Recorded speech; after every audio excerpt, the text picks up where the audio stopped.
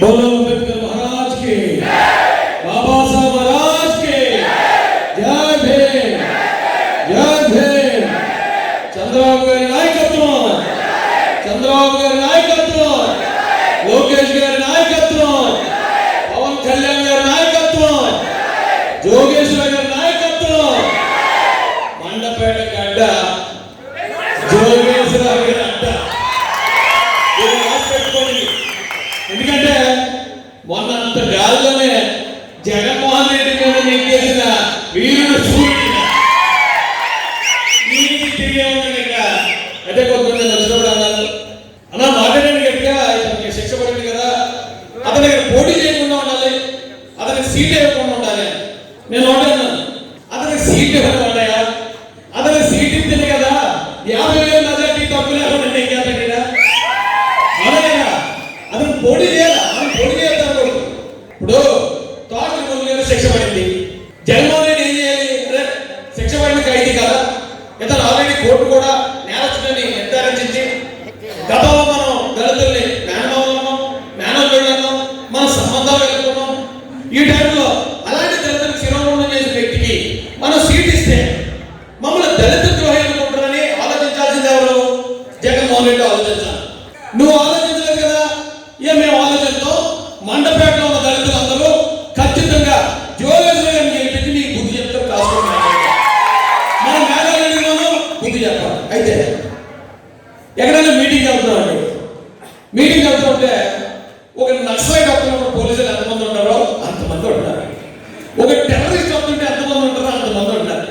అయ్యా పోలీసు వారు అన్నలో మీరు కూడా మాలాంటి కుటుంబాల నుంచి వచ్చిన వాళ్ళే, మేము ఎవరిని చంపలేదు, ఎవరిని చంపేసి డెడ్ బాడీ డోంట్ చేయలేదు, ఎవరికి శిరోమణం అంతకన్నా చేయలేదు. కానీ ఇవన్నీ చేసిన నేరస్తులు కదా పోరాడుతున్నాం. అంటే నేరం చేయడం ఈ రాష్ట్రంలో తప్పు కాదు, నేరస్తుల మీద పోరాడటం చాలా పెద్ద నేరం అండి. ఆ నేరాలు నా మీద ఇప్పుడు 30 కేసులు ఉన్నాయి, 30 కేసులు. ఇప్పుడు రాజేష్ కూడా ఏమో తప్పు మాట్లాడితే ఆల్రెడీ ఆ పేరు మీద ఒక ఎఫ్ఐఆర్ టైప్ చేయాలని చెప్పేసి ఉంటారు. అయ్యా 31 అవుతుంది, ఏం పోతే 31 అవుతుంది, లేదు మీరు మళ్ళీ అరెస్ట్ చేస్తారు అనుకో, అరెస్ట్ చేయండి.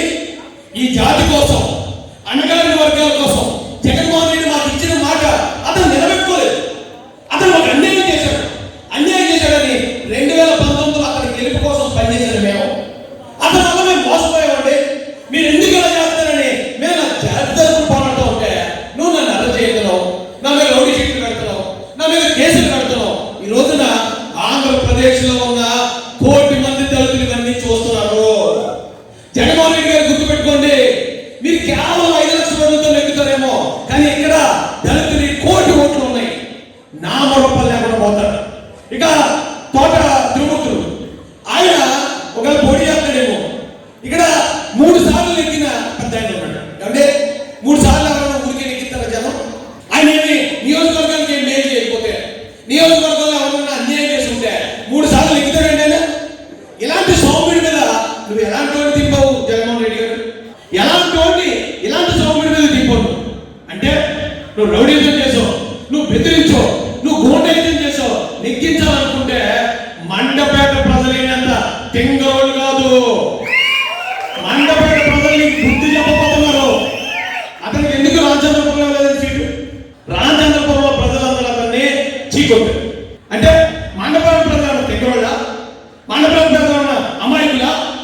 మండపేట ప్రజలు కూడా తోట తిరుమూర్తులు అనే వ్యక్తికి 2024లో బుద్ధి చెప్పి ఈ రాష్ట్రంలోనే కాదు దేశంలోనే ఫలానా వ్యక్తి నేరస్తుడికి ఫలానా మండపేట ప్రజలు బుద్ధి చెప్పారని చరిత్రలో జ్ఞాపకమవుతున్నారు. అలాంటి కార్యక్రమం మీరు అందరూ చేయాలి. ఇప్పుడు మనం చాలా మంది భయపడుతూ ఉంటారు, రాజ్యాంగం రద్దు చేస్తారు, రాజ్యాంగం రద్దు చేస్తారని. మీరు అక్కడెక్కడ మాటలు విని, కానీ మీకు తెలియని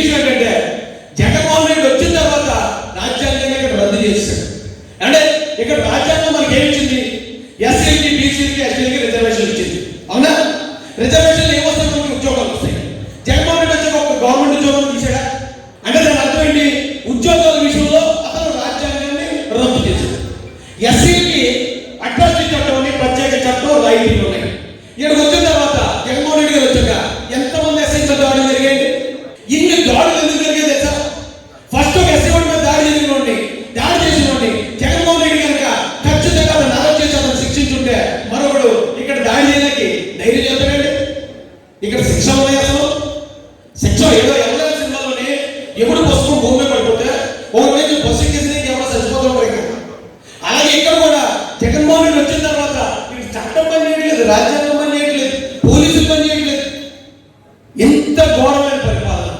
ఇప్పుడు రాజ్యాంగం ప్రకారం కొన్ని రాయితీలు ఇవ్వాలి, కొన్ని కార్పొరేషన్ లోన్లు ఇవ్వాలి. కానీ జగన్మోహన్ రెడ్డి వచ్చిన తర్వాత అన్నీ ఏమయ్యండి అంటే దాని అర్థం ఏంటి? జగన్మోహన్ రెడ్డి వచ్చిన తర్వాత ఇక్కడ రాజ్యాంగాన్ని రద్దు చేశాడా లేదా? ఇక్కడ రాజ్యాంగాన్ని రద్దు చేస్తాడు. అంటే ఇప్పుడు వరకు ఎస్సీలో ఎవరన్నా దాడి చేస్తే భయపడి అరే ఎస్ఎస్సీ చట్టం అవుతామో, ఎస్ఎస్సీ కేసు అవుతామో. కానీ ఇప్పుడు ఎస్సీ వాళ్ళని చంపేసి తీసుకెళ్లి ఇంటికి మీద మారేసి ఏం పీక్కుంటారు. ఎందుకంటే పైన మమ్మల్ని సమర్థించేవాడు ఉన్నాడు. మీ బతుకు తిక్కేదని చెప్పి సవాలు చేసే పరిస్థితి అక్కడికి అంత దౌర్భాగ్య స్థితికి వచ్చేవాడు. అయితే 30 రూపాయలు ఎత్తున్నాడు, 20 రూపాయలు ఎత్తున్నాడు ఏదో చెప్తున్నాడు. రేపు పొద్దున మన ఇంట్లో ఉన్న ఆడపిల్లలు ఎత్తిపోయి ఒక 10 వేలు ఇస్తే మనం సరిపోద్దా? రేపు మన ఇంట్లో కుర్రాడు గుడ్డు కొట్టేసి ఒక 50 వేలు ఇస్తే మనం సరిపోద్దా? అంటే అంబేద్కర్ మనం నేర్పించింది ఇదేనా? రాజేష్ మాసాన్ అనే వాడికి చంద్రబాబు నాయుడు గారు ఫస్ట్ ఇచ్చినట్టు ఇస్తే రాజేష్ అని కూడా ఎస్ఎల్ జరుపుకుంటాడు. ఎట్టి పరిస్థితుల్లో ఓడించాలని నా గురించి ఏం తప్పుడు ప్రచారం చేశారు తెలుసా? రాజేష్ కూడా వస్తే ఇక్కడ కాపుల వీధిలోను చెట్టుబంతుల వీధిలోను అంబేద్కర్ విగ్రహాలు ఎట్టేస్తాడు అన్నారు. అంటే అదే ఆ ప్రచారం చేయడం. మరి నిజంగా రాజేష్ అనేవాడు క్రిస్టియన్ మతం తీసుకున్నవాడు ఎస్సీగా పోటీ చేస్తాడని అదోటి పెట్టారు వైసీపీ వాళ్ళు. మరి పొద్దులైతే నువ్వు క్రిస్టియన్ అంటావు, పొద్దులైతే బైబిల్ పట్టుకున్నానంటావు. ఎవరిని మోసం చేయడానికి ఇలాంటి కార్యక్రమాలు జగన్మోహన్ రెడ్డి గారు గవర్నమెంట్ చేస్తుంది. ఇక్కడ నేరస్తులు ఇంతమంది నేరస్తులు ఉన్నారు. వాళ్ళందరూ ఇప్పుడు అనంతబాబుని ఎవరు వెళ్ళి చంపేశారంటే అనలేదండి, అతను ఒప్పుకున్నాడు, ఎస్ నేను చంపేశాను. ఇప్పుడు ఈయన శిరోమండలం చేశాడని కోర్టు చెప్పింది. అవినాష్ రెడ్డి అనే వ్యక్తి వివేకానంద రెడ్డి గారిని చంపేశారని సిబిఐ చెప్పింది. అరే వాళ్ళు నేరస్తులు, వాళ్ళందరూ కనీసం నేరస్తులకి బాబు నీ మీద కేసు ఉంది కదా కనీసం నువ్వు పక్కనుండు అనే మాట కూడా అనుకుంటా నేరస్తులను ఎంకరేజ్ చేస్తున్నారంటే జగన్మోహన్ రెడ్డి గారు మళ్ళీ కనుక గవర్నమెంట్ వస్తే ఒక్కసారి ఇక్కడ ఉన్న పేదల బతికేంటో ఆలోచించారు. ఈ ఎస్సీల విషయంలో ఇంకోటి ఏమన్నారట తోటమూర్తులు గారు, కాపులు మనందరం కాపులు ఐకమత్యం చూపించాలంటారట. కాపులు అంటే కాపు కాసేవాళ్ళు, కాపు నాయకుడు అంటే వంగవీటి రంగా గారు. అందరి కోసం పోరాడే వ్యక్తి కాపు నాయకుడు అవుతాడు. కానీ ఒక వర్గాన్ని బలహీనుడు చేసి వాళ్ళ శిరోమండనం చేసి వాళ్ళ కనుబొమ్మలు గీసి వాళ్ళందరిలోనూ అంత ఘోరంగా అవమానించడం అంటే మీకు ఎలా ఉందో నాకు తెలియదు. కానీ 1000 కేజీల బరువు మోస్తున్నట్టున్నా ఈ రోజు నా జాతికి జరుగుతున్న అన్యాయాన్ని నేను ప్రతి గ్రామానికి తిరిగి మారుతుంటే ఎంతమంది పోలీసులు మమ్మల్ని చుట్టుముడుతూ ఉంటే మమ్మల్ని 1000 చేతులతో పాతాలను ముక్కేసినట్టు ఉంటుంది. ఏం తప్పు చేసావా? మేము ఎవరైనా చంపావా? ఎవరైనా లాక్కున్నావా? ఎవరైనా గుడ్డు కొట్టావా? ఎందుకు మా మీద ఇంతమంది పోలీసులు? ఎందుకు మా మీద ఇన్ని కేసులు? అంటే అన్యాయం జరిగితే అడగకూడదా? అంటే గెలుచుకుంటూ పోవాలి, తిరగబడకూడదు. తిరగబడకూడదు అంటే అది కుదరదు. ఇక్కడ తిరగబడే బాబాసాహెబ్ అంబేద్కర్ ఇది బాబులకి ఎస్సీకి కూడా కాదండి, కేవలం తోట త్రిమూర్తుల ఆంకరానికి దళితుల ఆత్మగౌరవానికి జరుగుతున్న యుద్ధం 2024లో మండపేట కేంద్రంగా జరగబోతుంది. ఈ మండపేట కేంద్రంలో మీరు ఓడించిన ఆ ఓటమి ఏదైతే ఉందో మీరు మొత్తం దేశానికే మీరు ఒక మెసేజ్ ఇచ్చిన వాళ్ళు అవుతారు. చెప్పాల్సిన మండపేటలో ఉన్న ప్రజలందరూ ఒక నేరస్తుని ఓడించారు. నేరస్తుడికి ఎన్ని 100 కోట్లు ఉన్నా ఎంతమంది సపోర్ట్ ఉన్నా ప్రజలు తలుచుకుంటే చుక్కలు చూపిస్తారనే విషయం మండపేట ప్రజలు అవకాశం మీకు వచ్చింది. ఇదే అవకాశం ప్రత్యేకంగా ఫీల్ అవుతున్నారు. అందుకే నేను చెప్తున్నాను, అన్నగారికి నేను ఇచ్చాను, ఖచ్చితంగా మేము తిరుగుతాం, ఎస్సీ కాలనీలో తిరుగుతాం, ప్రతి ఒక్కరికి చెప్తాం. రే బాబు ఇవాళ 30 రూపాయలు ఇస్తున్నాడు, పార్టీకి నేను పక్కన పెట్టారు నాయన. నేను ఇక ఈ మీడియా ద్వారా చెప్తున్నాను, మాది వైఎస్ఆర్సీపీ, మీరు తెలుగుదేశం పార్టీ కాబట్టి మేము మా వాడు ఎంత అయిందన్నా ఎంత ఇటువైపు ఉంటామనే ఆ పార్టీ మీరు పక్కన పెట్టారా? కులం పేరుతో గుడ్లు గీసిన వాళ్ళని, కులం పేరుతో చంపేసిన వాళ్ళని, అలాంటి వాళ్ళు కూడా ఈ పార్టీ కులంతో వెనకేసుకొస్తా ఉంటే రేపు మిమ్మల్ని చావగొడతారు. రేపు మిమ్మల్ని చావగొడతారు. అంటే అక్కడ మహేంద్ర అని కుర్రాడు ఇది హోమ్ మినిస్టర్ నియోజకవర్గంలో అతను వైసీపీ జడ్పీటీసీ అన్ని కొడు ఆ కుర్రాడు హింసించి అది ఆత్మహత్య చేసుకుని చేశారు. అది వైసీపీ కుర్రాడు నా మీద కేసులు పెట్టేటప్పుడు నేను వైసీపీలో ఉన్నా సరే దళితులకి ఇక్కడ వైసీపీలో ఉన్నా సరే అధికారుల వర్గాలకి న్యాయం జరగట్లేదు. మనకు అన్యాయం జరుగుతుంది చెప్పిన కనీసం న్యాయం చేయలేని పరిస్థితి ఒక సీఎం ఉంటే ఇప్పుడు గొడవలు ఎప్పుడు జరగలేదంట. నిజమే, గొడవలు జరిగాయి, తెలుగుదేశం గవర్నమెంట్ లో జరిగాయి, కాంగ్రెస్ లో జరిగాయి, మరో దాంట్లో జరిగాయి, అన్ని చోట్ల గొడవలు జరిగాయి. దళితులు పెద్ద ఈ ఒక్కసారన్నా దళితులు ఈ రాష్ట్రంలో ఉన్న 1 కోటి మంది దళితులు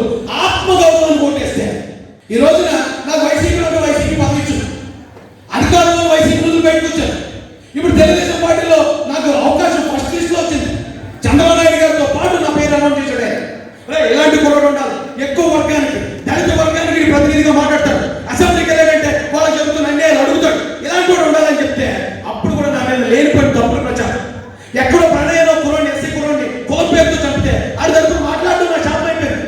కన్నిమరి గురించి ఎవరో ఒక తప్పుడు తప్పుగా మాట్లాడితే ఆవిడ గురించి మాట్లాడుతున్నా నా భార్య శాపమై నేను అవి మాట్లాడుకుంటుంటే ఈరోజు ఎమ్మెల్యే క్యాండిడేట్ అయినా కూడా నేను అయ్యే మాట్లాడతాను తప్ప నాకు ఎమ్మెల్యే లేకపోతే ఎమ్మెల్యే సీట్లు కూడా తురప్రాయంగా వదిలేశాను. ఎందుకంటే చాలా మంది మాట్లాడుతున్నారు పెద్దలు, రైట్, దళితుడు గౌరవం నిలబెట్టాడు కాదు. ఎమ్మెల్యే సీట్లు కూడా ఆడికాడు వదులుకున్నాట. ఇది నా దళితులు పోవచ్చు అంటే నా జాతికి పేరుదే కాదండి. నేను పదవుల కోసం పోగలాడే ఉన్నాం, ఎవడో బెదిరిస్తే భయపడిపోయి ఉన్నాం, లేకపోతే ఇంకోటి ఏదో చేసే ఉన్నాం కాదు. అంబేద్కర్ వారసుని ప్రశ్నించడం నా దగ్గర ఉన్న లక్షణం. నువ్వు తప్పు చేస్తే నువ్వు సీఎం నేను ప్రశ్నిస్తాను. వేగుల్లో జోగేశ్వరరావు గారిని 50,000 మెజార్టీ తగ్గిందంటే ఈ మండపేట ప్రజలకు ఆ పౌరుషులు ఆ 50,000 మెజార్టీ కోసం ఎంతవరకన్నా మేము కూడా వస్తాం. చంద్రబాబు నాయుడు గారు గుర్తుపెట్టుకోండి, ఒక బాలయ్య గారిని ప్రధానమంత్రిని నిలబెట్టే స్థాయిలో కూర్చోబెట్టాడు. ప్రధానమంత్రి నిలబడి బాలయ్య గారు అధ్యక్షురాలు పిలిచాడు. ఒక దళితుడు, ఒక ఎస్సీ, ఒక మాల ముందు ఒక ప్రధానమంత్రి నిలబడ్డాడు. ఆ స్థాయి ఇచ్చింది నారా చంద్రబాబు నాయుడు గారు. మన కుర్రోళ్ళని ఇన్నోవేటర్లకు ఓనర్లు చేసింది నారా చంద్రబాబు నాయుడు గారు. మనకు ఐటీ ఉద్యోగాలు ఇచ్చింది చంద్రబాబు నాయుడు గారు. మనకు 4 లక్షల మందికి ఎస్సీ కార్పొరేషన్ లోన్లు ఇచ్చింది నారా చంద్రబాబు నాయుడు గారు. మనకు గవర్నమెంట్ ఉద్యోగాలు ఇచ్చింది నారా చంద్రబాబు నాయుడు గారు. మన మీద అంటరానితనం ఉంటే 18 జీవోలు ఇష్యూ చేసి అంటరానితనం మాపడానికి మన కోసం ఆలోచించిన నారా చంద్రబాబు నాయుడు గారు. అలాంటి వ్యక్తిని మనం మర్చిపోతే 100 మంది 100 అబద్ధాలు చెప్తారు. అలాంటి వ్యక్తిని మనం మర్చిపోతే మన జాతికి విశ్వాసం లేనట్టు అవుతుంది. ఇక్కడ మన వాళ్ళు చంపి డోర్ డెలివరీ చేసినా, శిరోమండనాలు చేసినా, పోలీస్ స్టేషన్లో శిరోమండనాలు చేసినా వాళ్ళందరికీ కొత్త స్పందన జగన్మోహన్ రెడ్డి గారు. ఒక్కసారి ఆలోచించి ఎవరిని ఎన్నుకోవాలి? మండపేటలో నేరస్తులు ఎన్నుకుంటారా, సౌపీలు ఎన్నుకుంటారా? జోగేశ్వర గారి నాయకత్వం, కాబోయే ఎమ్మెల్యే జోగేశ్వర గారి నాయకత్వం, అయిపోయిన ఎమ్మెల్యే జోగేశ్వర గారి నాయకత్వం. ఆయన ఎమ్మెల్యే అంటే మండపేట అడ్డ జోగేశ్వర నిలబెట్టుకోవాలి, వాళ్ళని కాపాడుకోవాలి. వాళ్ళు కాపాడుకుంటేనే మన జాతి కూడా రక్షణని మీ అందరికీ తెలియజేస్తూ పోలీస్ అన్నదమ్ములకి రిక్వెస్ట్ చేస్తున్నాను, మీరు నన్ను అరెస్ట్ చేసుకుంటారా, ఎన్కౌంటర్ చేస్తారా, సంపే